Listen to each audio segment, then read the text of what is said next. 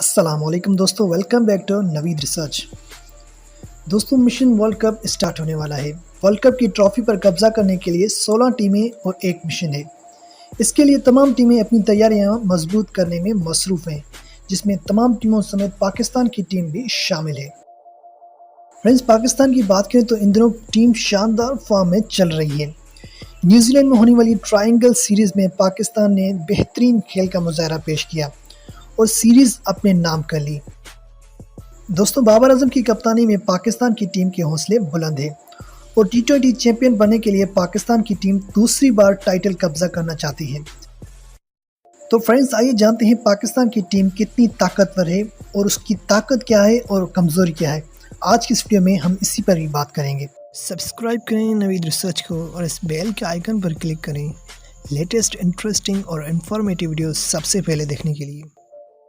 दोस्तों, अगर बात की जाए पाकिस्तान की, तो पाकिस्तान 2022 में 19 मैचेस खेल चुका है, जिसमें 10 मैचेस वो जीत चुका है और 9 मैचेस वो हार चुका है। और इसके साथ ही पाकिस्तान एशिया कप के बाद इंग्लैंड के सामने अपने घर पर खेली जाने वाली 7 मैचों की टी20 सीरीज़ में 4-3 से शिकस्त का सामना करना पड़ा था।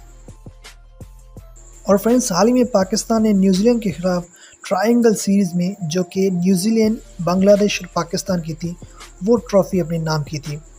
अब इस सीरीज़ में फ़तेह के साथ ही बाबर आजम की क़ियादत में पाकिस्तान अपना पहला टी20 मैचेस 23 अक्टूबर को भारत के खिलाफ खेलेगी।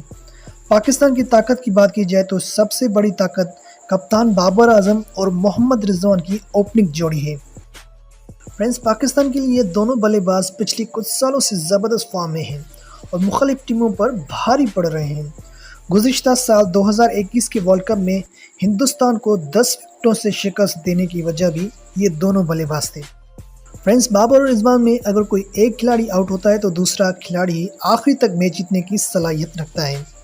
बाबर ने इस साल 19 टी20 इंटरनेशनल खेलते हुए 28 की औसत से 611 रन बनाए हैं, जिसमें एक सेंचुरी इनिंग्स भी शामिल है।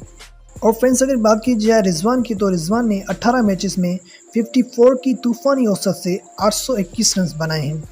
इन दोनों के अलावा पाकिस्तान के फास्ट बॉलिंग भी शानदार है, जिसमें हारिस रऊफ, नसीम शाह और शाहीन शाह आफरीदी हैं। फ्रेंड्स, अगर बात की जाए कमज़ोरी की, तो पाकिस्तान की कमज़ोरी बाबर और रिजवान को जल्दी आउट करना है। इस मैच में पाकिस्तान को जीत के लिए ईडियों पर दबाव डालना होगा, क्योंकि पाकिस्तान के मिडिल ऑर्डर में कोई मजबूत बल्लेबाज नज़र नहीं आता। पाकिस्तान के मिडिल ऑर्डर में आसिफ अली, खुशदिल शाह, इफ्तिखार अहमद जैसे मजबूत बल्लेबाज तो हैं, लेकिन वो इस वक्त अपनी फॉर्म में बहुत ज़्यादा परेशान हैं। ये कभी कभी चल जाते हैं, लेकिन इनकी फॉर्म जो है ना, वो इनसे रूठी हुई है। और दोस्तों, इसके अलावा फील्डिंग में भी पाकिस्तान की टीम बहुत ही ज़्यादा कमज़ोर नज़र आई है, जो कि कप्तान बाबर आजम ने भी इस साल काफ़ी कैचेस छोड़े हैं। और 2021 के वर्ल्ड कप में जो मैथ्यू वेड का कैच हसन अली ने छोड़ा था, वो पाकिस्तान को काफ़ी महंगा पड़ा था।